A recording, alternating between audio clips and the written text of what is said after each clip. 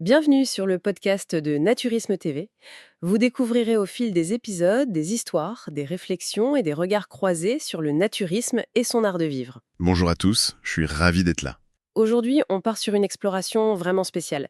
Imaginez juste l'instant précis où le moteur de la voiture se coupe. Ouais, ce silence qui tombe d'un coup. Exactement. Derrière la portière, on laisse la civilisation, les agendas surchargés, les notifs sur le téléphone et surtout toutes ces couches de vêtements qui définissent un peu notre statut social. C'est ça, on laisse tout ça derrière. Et devant nous, il y a un canyon millénaire creusé par une rivière émeraude.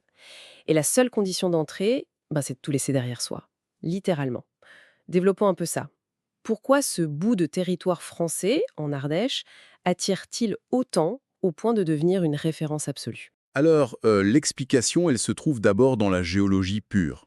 En fait, il faut vraiment analyser la topographie de l'Ardèche pour comprendre comment ce lieu a pu devenir un tel sanctuaire. C'est-à-dire, On parle pas d'une plage plate et exposée à tous les vents, tu vois. La rivière Ardèche, elle a creusé au fil de millions d'années des méandres super profonds dans un plateau calcaire. des falaises immenses en fait. Ouais, des falaises vertigineuses qui font parfois plusieurs centaines de mètres de haut. Et ça agit comme des forteresses naturelles.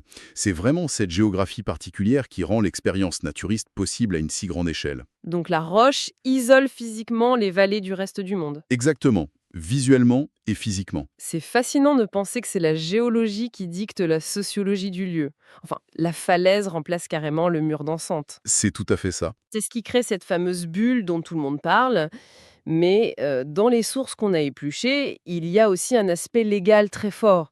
C'est pas juste une question de gros cailloux qui cachent la vue. Ah non, la nuance est effectivement capitale. Le statut juridique de la réserve naturelle des gorges de l'Ardèche vient se superposer à cette forteresse minérale. La faune, la flore et le paysage y sont strictement protégés. D'accord, donc on ne fait pas ce qu'on veut. Voilà. Si l'on relie ça au contexte global, cette protection de la faune et de la flore englobe aussi les plages naturistes, offrant un espace légal et sécurisé. Et ça, j'imagine que ça change tout dans la tête des vacanciers. Complètement. Ça modifie fondamentalement la psychologie.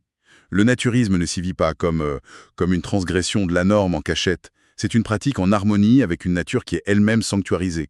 On est dans un espace légal, balisé et surtout respecté. Ouais, c'est ce qui explique cette ambiance super familiale qui ressort de tous les témoignages qu'on a pu lire. J'ai envie de faire une petite analogie là. Je t'écoute. Arriver en Ardèche, c'est un peu comme retirer une armure sociale. On arrive souvent chargé de tout le stress de la ville, des injonctions sur l'apparence physique et tout ça. Le fait de se dévêtir, ce qui pourrait sembler terrifiant pour quelqu'un qui débute, ça semble presque anecdotique face à la grandeur du paysage. C'est une belle image, mais il faut quand même relativiser un peu cette facilité. Ah bon? Ouais. Retirer son armure sociale, ça demande toujours un effort de lâcher prise, surtout la première fois.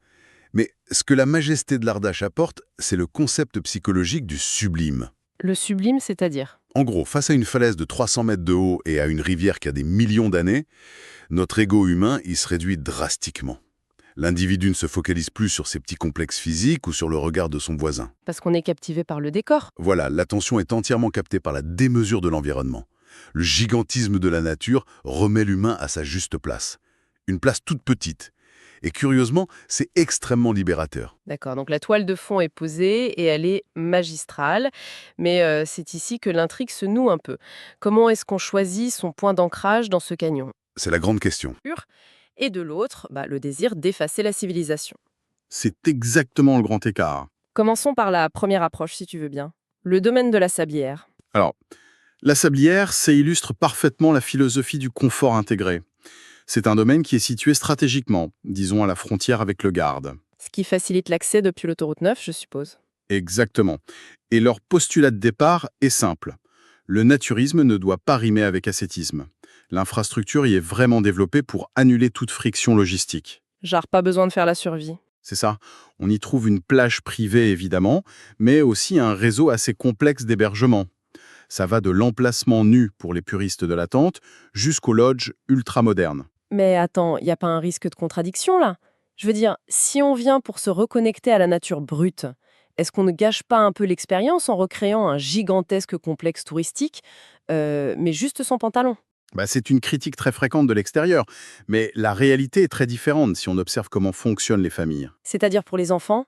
Ouais, pour que les familles, surtout celles avec des ados ou des enfants en bas âge, puissent s'immerger dans le naturisme sur une semaine ou deux, la sécurité et l'occupation sont primordiales. Il faut les occuper, sinon c'est la crise. Exactement. Donc la Sablière déploie un programme d'activité, des infrastructures sportives, une démarche éco-responsable aussi. Ça permet de maintenir la cohésion familiale. Si c'était trop rude, beaucoup de familles plieraient bagages au bout de 2 jours. Je vois. Le confort, c'est un peu un outil d'intégration, en somme. C'est le levier qui permet d'inscrire le naturisme dans la durée des vacances, ouais. D'accord. Mais alors, que dire de l'autre extrémité du spectre, hein? La fameuse plage des Templiers. Rien que le nom, ça évoque un truc mystique, hyper reculé. Euh, les Templiers, c'est un autre monde. On est à Saint-Remez, là. C'est le seul village naturiste littéralement incrusté à l'intérieur des gorges. Et là, l'approche est radicalement inversée. Complètement, les Templiers, c'est la quête de l'immersion totale. Rien que l'architecture de l'arrivée filtre les visiteurs, en fait. Comment ça filtre? On y va en voiture, on se gare sur le plateau, et ensuite il faut descendre à pied. Ah oui, donc on marche avec ses bagages. Ouais. Et cette simple marche d'approche, c'est un sas de décompression psychologique super puissant. On laisse littéralement le monde moderne en haut pour descendre vers la rivière. Et une fois en bas, les services sont intentionnellement rustiques. Pas de grand luxe, donc. Non, les hébergements doivent se fondre dans le paysage classé. Il n'y a pas de superflu. Mais est-ce que ce côté isolé ne risque pas d'être trop rustique pour certains touristes? En fait, ce qui est fascinant ici, c'est cette quête d'immersion totale dans un environnement classé.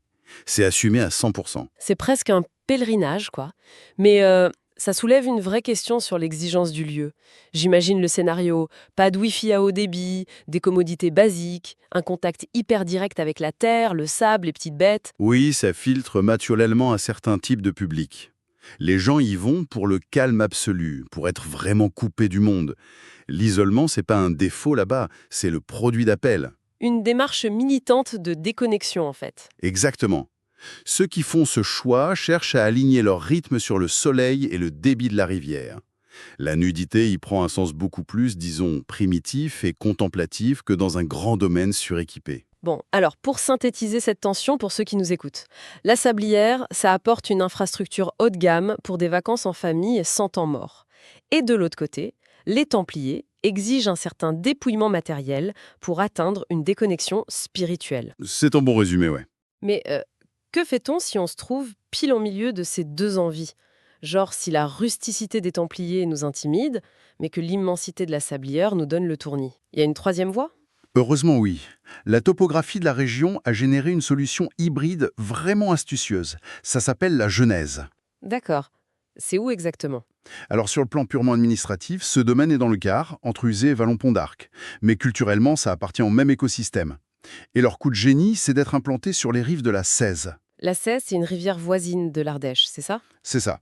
Et quelle est la mécanique derrière ce compromis? Pourquoi la Cèze, ça changerait la donne par rapport à l'Ardèche? En fait, le compromis repose sur une équation thermique et logistique super simple. La rivière offre le côté sauvage et authentique avec ses plages de galets et l'eau vive. Mais la Genèse y ajoute un élément qui change absolument tout pour les familles. Le suspense est insoutenable. Une piscine chauffée. Ah, la fameuse piscine chauffée. Ça semble être un détail un peu luxueux, mais j'imagine que ça a une utilité stratégique massive. C'est le pivot de l'expérience pour énormément de vacanciers. Parce que la rivière, même en plein été, elle peut être bien fraîche. Et puis il y a du courant, ce qui peut inquiéter les parents de tout petits. C'est clair qu'on n'a pas envie de stresser pour la baignade du petit dernier. Voilà. Donc avoir une piscine chauffée, sécurisée, ça garantit la baignade, peu importe la météo. Ça désamorce une énorme source de stress.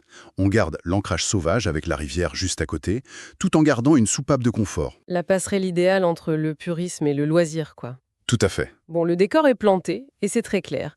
Mais passons un peu à l'action. Une fois qu'on a choisi son camp de base, à quoi ressemble concrètement la journée type naturiste? Il y a plein d'options, mais il y a une ligne directrice. Parce qu'il y a un concept qui traverse toutes nos sources, c'est le fameux slow naturisme. Et au cœur de ça, on a une activité qui paraît assez extraordinaire, la descente des gorges en canoë sur 2 jours avec un bivouac. Ah, ça c'est l'expérience paroxystique de l'Ardèche naturiste. Franchement, c'est un incontournable. Glisser sur l'eau, au fond de ce canyon, ça te permet de voir des paysages inaccessibles autrement. Et le faire sur 2 jours, ça change quoi? Avec la nuit en bivouac, ça modifie complètement ton rapport à l'environnement. Mais la logistique de ça aussi, je veux dire, dormir à la belle étoile, sans la protection des vêtements, au fond d'une gorge où les températures doivent bien chuter la nuit, c'est intense, non? C'est là que la géologie qu'on évoquait au début revient en jeu. Le calcaire blanc emmagasine toute la chaleur accablante du soleil pendant la journée. Il la restitue super lentement la nuit. Ah, comme un radiateur géant? Exactement. Du coup, le bivouac devient une vraie expérience sensorielle. Ta peau ressent directement ces variations thermiques, l'humidité de la rivière qui monte un peu, le vent qui s'engouffre. Ça doit être magique. Mais on a quand même un duvet, j'espère, hein. Bien sûr, il y a des règles d'équipement pour la nuit. Mais la journée, ramenus, ça permet surtout de ne pas subir ce fameux maillot de bain mouillé qui te frotte et qui te refroidit quand le vent souffle. C'est d'un confort insoupçonné. C'est vrai que vu comme ça renverse complètement nos idées reçues sur l'inconfort de la nature. Et d'ailleurs, en parlant d'idées reçues, on plonge dans un paradoxe total, là. Lequel? Qu'est-ce qu'on met dans sa valise quand on part faire du naturisme? Ça semble paradoxal, c'est le summum du minimalisme, mais nos notes indiquent des règles d'équipement hyper rigides. C'est très juste. En fait, la valise naturiste, elle est très légère en tissu, mais elle est très lourde en sens. L'objet le plus critique de tout ton séjour, c'est pas le maillot de bain que tu laisses chez toi, c'est la serviette. Attends, donc la plus grande angoisse de préparation, c'est pas est-ce que j'ai pris le bon short, mais est-ce que j'ai assez de serviettes? Ça change toute la donne. On imagine que c'est pour s'essuyer en sortant de l'eau, mais c'est plus profond que ça en fait. Bien plus profond, la serviette, c'est le contrat social physique du naturisme. Le contrat social, hein? Carrément. Bah oui. Quand l'individu ne porte plus de vêtements pour délimiter son espace personnel, c'est la serviette qui devient son empreinte. Pour des raisons d'hygiène qui sont absolument non négociables, il est formellement interdit de s'asseoir directement sur une chaise, un transat au bord de la piscine, ou sur un banc au resto. Oui, c'est logique finalement. La serviette agit vraiment comme une barrière sanitaire et une marque de respect mutuel.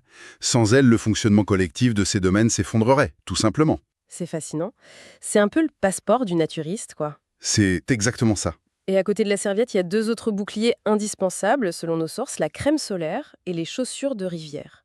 Le soleil ardéchois rebondit sur le calcaire blanc, donc ça doit créer une réverbération redoutable pour une peau intégralement exposée. Ah oui, là-dessus, on rigole pas avec la protection.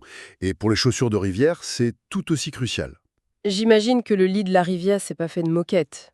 Non, c'est tapissé de galets hyper glissants et de roches parfois très coupantes. Donc les chaussures d'eau, c'est vraiment l'équipement de sécurité de base pour pas transformer une baignade idyllique en parcours du combattant. Bon, alors, au-delà du matériel physique, il y a aussi un équipement moral à emporter, on dirait. On n'ébarque pas dans ce genre d'endroit sans comprendre les règles de bienséance, surtout à notre époque hyper connectée. La gestion de la technologie, c'est le pilier absolu de la confiance dans ces espaces.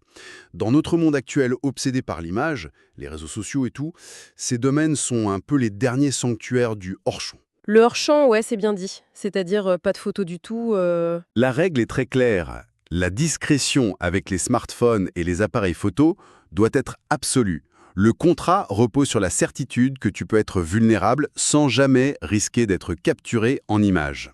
Ça doit tellement détendre de savoir qu'on n'est pas observé par un objectif. C'est ce qui garantit la détente psychologique globale. Si ce contrat est rompu, la liberté s'évapore instantanément. On voit bien que c'est une liberté extrêmement structurée au final.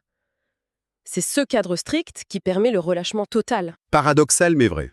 Alors admettons que cette plongée dans les gorges donne envie d'y aller. Faut anticiper, non? Quand on regarde les fenêtres de tir, la saison s'étale globalement de mai à septembre. Comment on s'organise face à une demande qui semble assez affolante à l'échelle européenne? Cela soulève une question importante sur l'anticipation. La temporalité des réservations dicte tout en fait. J'imagine qu'on débarque pas fin juillet, la fleur au fusil. Surtout pas. Pour les mois de juillet et août, l'illusion qu'on peut improviser un séjour, c'est dangereux. L'Ardèche, c'est un carrefour pour les naturistes français, allemands, néerlandais. Toute l'Europe s'y retrouve. Ouais. Donc, si ton objectif, c'est d'obtenir une structure en dur, genre un lodge familial à la Sablière ou un hébergement écolo au Templier, la réservation, elle se gère dès le début du printemps, voire même avant. Ah oui, quand même. Mais bon, tout le monde ne peut pas ou ne veut pas affronter la foule de la haute saison. Qu'en est-il des ailes de saison? C'est là que réside la vraie optimisation de l'expérience, à mon avis. Le microclimat des gorges permet de transformer les mois de mai, juin ou septembre en période absolument idéale. Il fait assez chaud? Oui, l'ensoleillement reste puissant, la roche restitue toujours la chaleur et l'eau garde une température très acceptable à la fin de l'été.